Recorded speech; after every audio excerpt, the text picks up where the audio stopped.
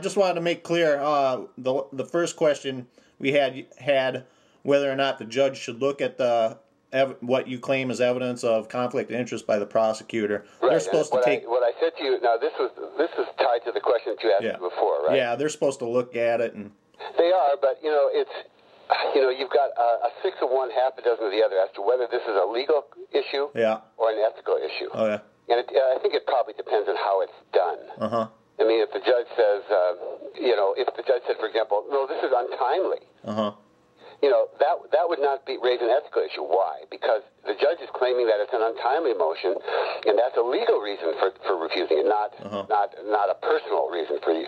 If the judge says, I'm not looking at this because I can't stand you, and I wouldn't consider anything you floated at me if it was the last contention on earth, that's a different story. Of course, I'm exaggerating all this stuff, but you see, I'm constantly trying to point your way toward the difference between legal issues and personal issues, which is the ones that ethics tries to resolve. Yeah, but they're supposed to have a reason. They're not supposed to say something like, I don't want to hear it, right?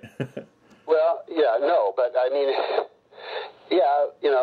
that's probably right. If it turned out in the end that the motion was untimely, for example, or, it might, we have to think practically that the whole thing might get swallowed up into that. Okay.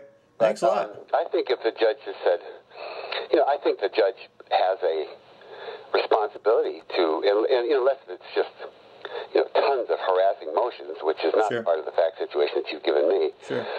Let me get you the code. 3A1.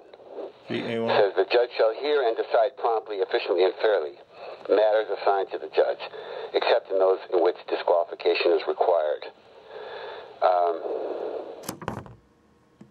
And of course, 3A7, which says that the judge shall accord to every person who has a legal interest in a proceeding the right to be heard, according to law. Uh-huh. So I think the judge is probably obligated to look at it unless it's part of a big harassing motion and the guy has a reputation for filing motions, that kind of thing. But just on the basis of the facts you gave me, I think the judge would have an ethical obligation to at least review it and make a decision. Okay. Thanks a lot. You're welcome, sir. Good luck to you. Yeah. And if I mean it about coming down there and addressing your class, I'd be happy to do it. Sure. I'll talk to the professor. You do that. Thanks a lot. Thank you, sir. Have a good night. Bye.